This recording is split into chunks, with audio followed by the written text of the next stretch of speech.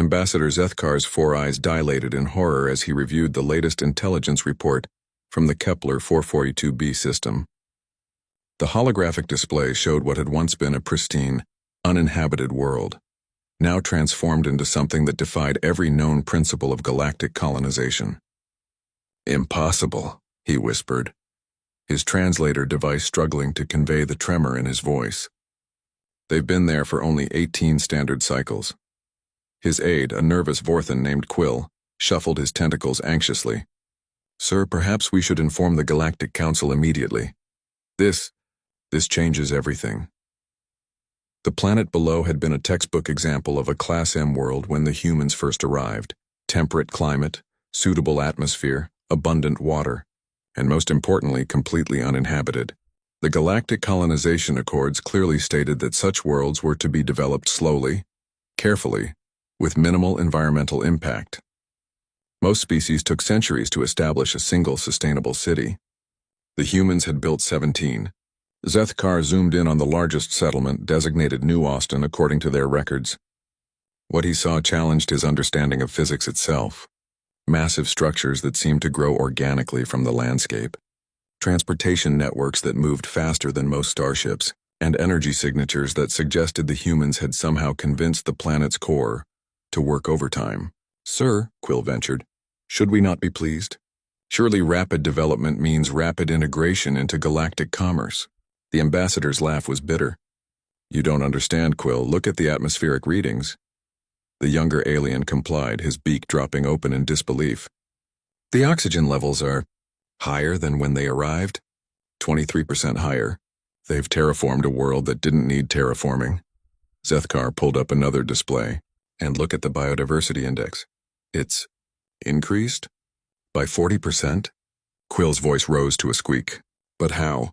Their industrial capacity should have caused massive ecosystem collapse. Because they're humans, Quill. They don't follow the rules." Zethkar had been studying humanity for the better part of a decade, ever since they'd first achieved faster-than-light travel. Every species in the galaxy had taken millennia to master interstellar flight. Humans had gone from first nuclear reaction to FTL capability in less than 2 centuries. They were supposed to be impossible. The report continued with details that made Zethkar's stomachs churn. The humans hadn't just colonized Kepler 442b, they'd optimized it. Native species weren't being driven extinct.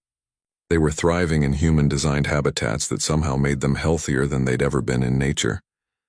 The planet's weather patterns had been subtly adjusted to eliminate the devastating storm seasons that had previously ravaged the southern continent. "Sir, there's more," Quill said, his voice barely a whisper. "They've sent a delegation to the neighboring systems." "Oh, by the void stars, no.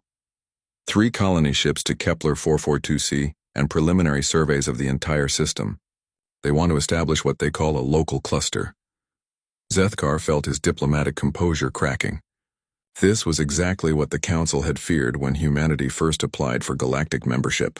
Every established species had learned through bitter experience that rapid expansion led to resource wars, ecological collapse, and eventually, civilizational suicide.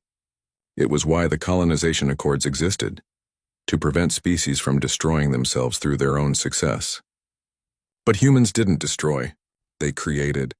"Pull up the xenobiology report on their agricultural systems," Zethkar ordered.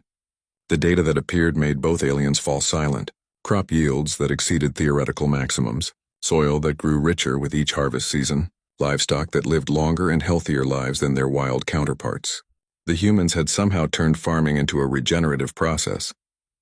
"They're not following any known patterns of development," Zethkar muttered.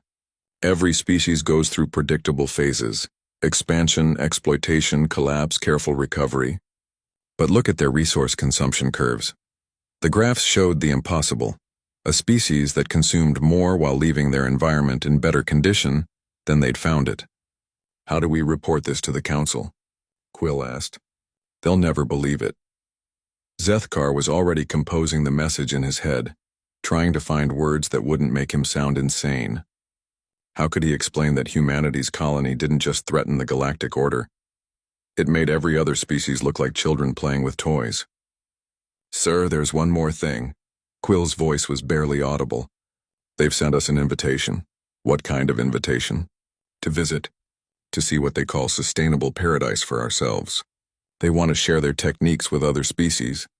The ambassador stared at the message that appeared on his screen. It was written in 17 different languages, including his own. With perfect grammar and cultural sensitivity, the humans were offering to teach other species how to colonize worlds without destroying them. For free. No territorial demands, no trade concessions, no political leverage. They simply wanted to share their knowledge because, as the message cheerfully stated, a galaxy full of thriving worlds is better for everyone. Zethkar closed his eyes and tried to imagine explaining this to the council. A species that broke every rule of colonization, while somehow following the spirit of those rules better than anyone else. A species that expanded not by conquest but by creation, that consumed not by destruction but by regeneration.